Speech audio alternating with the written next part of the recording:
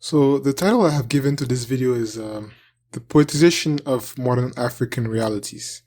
Now, let me explain why I've chosen this title. According to Britannica, poetry is literature that evokes a concentrated imaginative awareness of experience or a specific emotional response through language chosen and arranged for its meaning, sound, and rhythm. A poem exhibits certain features such as analogies, hyperboles, just to name a few. There are different types of poetry. The one that I'm referring to in this one is the narrative one.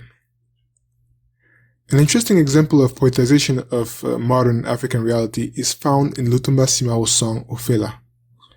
The lyrics in English are posted below, as well as a link to the original song. I suggest looking at them before continuing this video.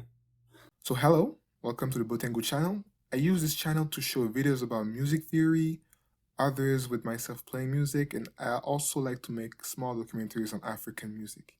You can like, comment, and subscribe if you want to see more. Ofela is the name of the woman to whom the song is dedicated. I will explain the song using some key phrases. I am afraid I will have to repay my debt of love at the cost of my tears. The song is sung from the perspective of Ofela's fiancé.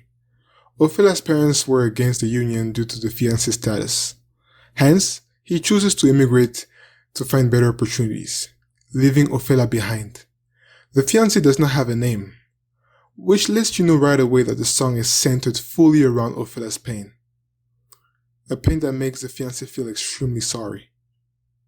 Please ask Ofela for forgiveness on my behalf. Her first fiancé has become a politician, her second has become a doctor, while her third is now an entrepreneur. Ofela has had multiple fiancés, who all had to leave the country to find better life and better options in Europe, taking with them Ofela's hopes for a long-lasting marriage. The narrator implicitly adds himself to the ever-growing list of ex-fiancés. There are undoubtedly some extremely beautiful and heartbreaking sentences in that song, but there's one paragraph that I particularly love. The fiancé recalls the day he separated himself from Ofela. That day in Gili, before boarding the airplane, as I looked behind, I saw how you were crying. Ofela, you raised your hand and you waved at me with a scarf. The talent of a great storyteller can sometimes rely on the use of imagery within the story he is narrating. Today, Lutumba is not here to tell us what he had in mind when writing the text. Hence, it's only up to us to come up with an analysis. And here is mine. That sentence made me think of the images we saw on the countless war documentaries. You can see the women waving at their men as they leave for combat. The face of the women show a mix of pride, hope, and sorrow.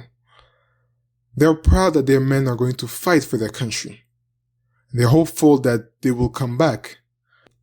But at the same time, they realize that it might be the last time that they ever see their significant other. Some of them are holding scarves. Some of them are holding handkerchiefs. Now, why am I bringing this up? Am I equating war with immigration? Well, not exactly. However, there are a lot of parallels that can be drawn between the two. First, pretty simply, both the soldier and the immigrant leave their homes to go somewhere new. Second, they both arrive in a new place to accomplish a mission or a task.